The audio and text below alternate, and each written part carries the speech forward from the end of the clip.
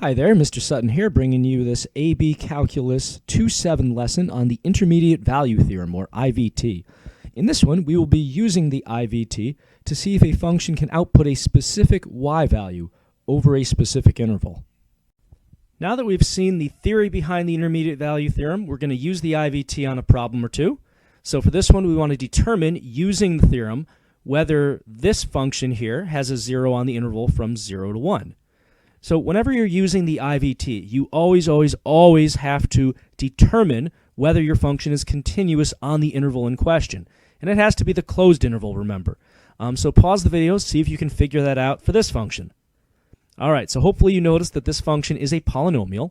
We know polynomials are continuous everywhere, which means it's continuous on the interval from 0 to 1 and like everywhere else. And notice I said closed interval from 0 to 1. All right, so once we've determined that, we can now check to see if the y value we're looking for falls between the beginning and ending y values. Or as I wrote it here, find the first and last y values and determine whether f of c is between them. So how do we find the first and last y values? Well, you've got the first and last x values, that's the 0 and the 1, so you just plug them into the function to get the first and last y values. Pause the video and take a moment to have the joy of that. All right, so f of 0 is just going to be -1 because we're zeroing out everything except that constant. F of 1, that's going to be 1 plus 2 minus 1, so that's 2. And what's the y value we're looking for? They wanted to know if we had a 0 on this interval. So they're asking, is there a y value of 0 that falls on this interval? Is 0 between -1 and 2? It sure is. So we write out that 0 is between those things, and notice that I don't have equals on my inequalities. It has to be strictly between them. If it actually equaled one of these, that wouldn't count. But since we're continuous and we're between the y values, we can conclude, here's our conclusion statement, by the IVT, there's a 0 on the interval from 0 to 1. And notice on this one that I made it the open interval because that's all the IVT actually guarantees is the open interval. We're going to do a few more of that type of problem. It's dressed up a little differently, though. This one, does the IVT show the existence of a c value such that f of c equals the specified value for the function over the given interval? So basically, for this, we're asking, am I guaranteed to have a y value of 3 for this function somewhere between x equals -4 and x equals 1? Pause the video and figure that out. All right, so hopefully you started by verifying continuity. So this is a rational function, which means we have to look out for wholes and asymptotes, basically anything that zeroes out the denominator. We see that the only place this is undefined is at x equals -2. -2, however, is on the interval between -4 and 1. Since we have an infinite discontinuity at x equals -2, and that's in the interval here, that means the IVT does not apply here, and we have to move on. We're going to do another problem like that last one. We're actually going to use the same function, but I'm looking for a different f of c this time, and also I've changed the interval up a little bit. Pause the video and give this another shot. All right, verifying continuity. We already know that x equals -2 is a problem for this function. However, this time around, -2 is not on the interval in question. It's not between 0 and 3.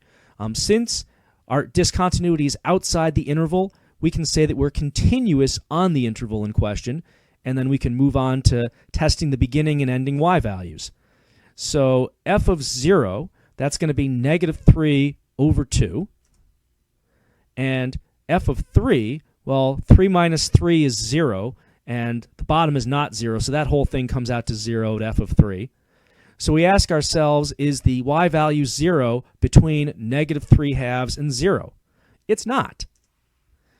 It's close, but because it actually equals one of the endpoints, it's not strictly between them.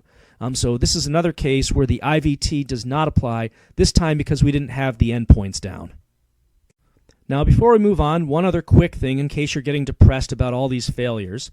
If the IVT fails, you still might have a c value that gives you this y value. It's just that we can't guarantee it. This is all about what you can prove. We're going to do one more problem. This one gives us a table of selected values for a continuous function. Based off of this, we want to know how many zeros is the function guaranteed to have on the interval from -4 to 8. Pause the video, see if you can puzzle this one out.